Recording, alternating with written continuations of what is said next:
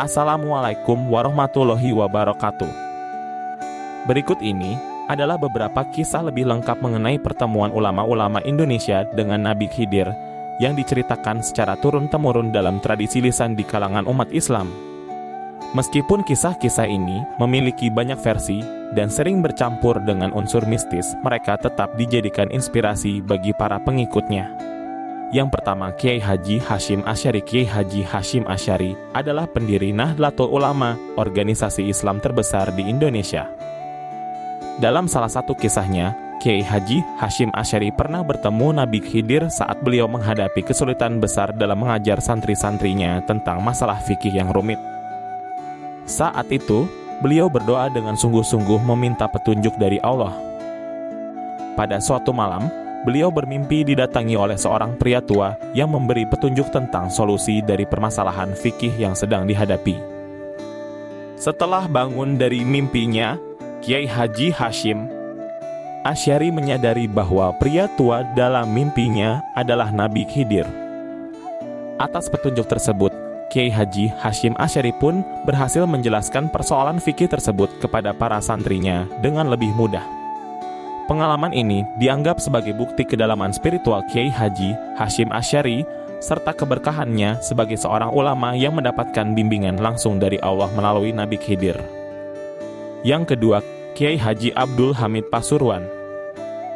Kiai Haji Abdul Hamid dari Pasuruan dikenal sebagai salah satu ulama dan wali yang memiliki hubungan spiritual yang sangat kuat.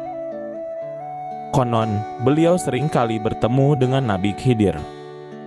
Salah satu kisah yang terkenal adalah ketika Kiai Haji Abdul Hamid mengalami kebingungan dalam menghadapi sebuah masalah besar yang dihadapi oleh umatnya. Beliau berdoa dengan khusyuk meminta petunjuk dari Allah.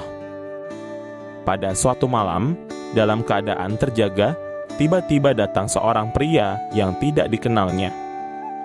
Pria tersebut memberikan nasihat-nasihat yang penuh hikmah dan menyelesaikan segala kebingungan yang dihadapi Kiai Haji Abdul Hamid.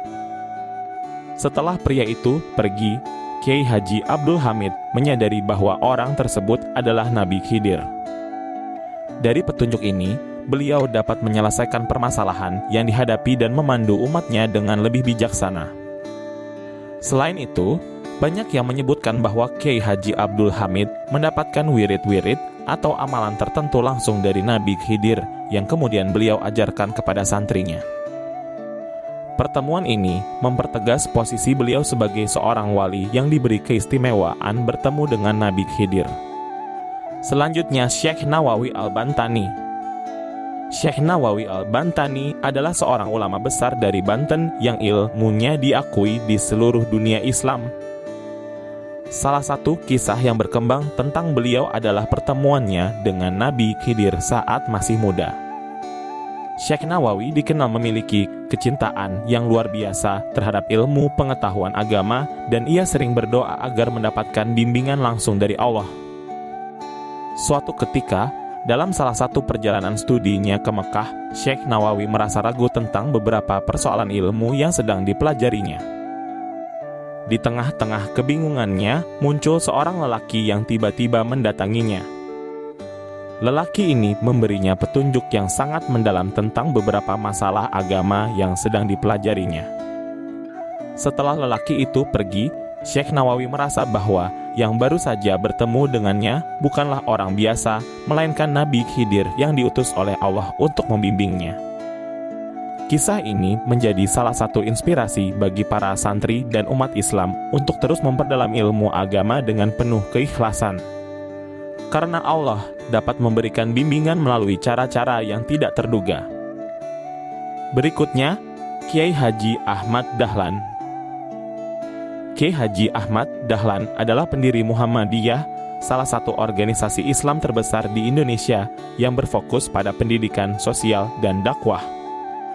Dalam salah satu kisah spiritualnya, KH, Ahmad Dahlan dikisahkan pernah bertemu Nabi Khidir pada saat mendirikan Muhammadiyah. Pada waktu itu, Kiai Haji Ahmad Dahlan menghadapi banyak tantangan, termasuk dari pihak yang tidak setuju dengan ide-idenya tentang pembaruan pendidikan Islam. Dalam suatu peristiwa, diceritakan bahwa Kiai Haji Ahmad Dahlan merasa sangat tertekan dan ragu akan langkah-langkah yang diambilnya. Ia kemudian banyak bermunajat dan meminta petunjuk dari Allah. Suatu malam, dalam keadaan terjaga, ia melihat sosok pria berjubah yang memberinya nasihat dan dukungan untuk terus maju dan tidak menyerah. Kiai Haji Ahmad Dahlan kemudian yakin bahwa pria tersebut adalah Nabi Khidir yang datang untuk meneguhkan hatinya dalam perjuangan reformasi pendidikan dan dakwah Islam di Indonesia. Yang kelima, Kiai Haji Mahrus Ali. Pengasuh pondok pesantren Lirboyo, Kiai Haji Mahrus Ali, juga pernah dikisahkan bertemu dengan Nabi Khidir. Dalam cerita yang beredar, Nabi Khidir memberikan wejangan spiritual kepada Kiai Haji Mahrus Ali, yang kemudian menjadi dasar kekuatan spiritualnya dalam mengelola pesantren besar seperti Lirboyo. Pertemuan tersebut diyakini memperkuat keyakinannya dalam menjalankan misi dakwah Islam. Kisah-kisah ini umumnya dituturkan dari mulut ke mulut dan berkembang di kalangan pesantren atau komunitas Islam tertentu.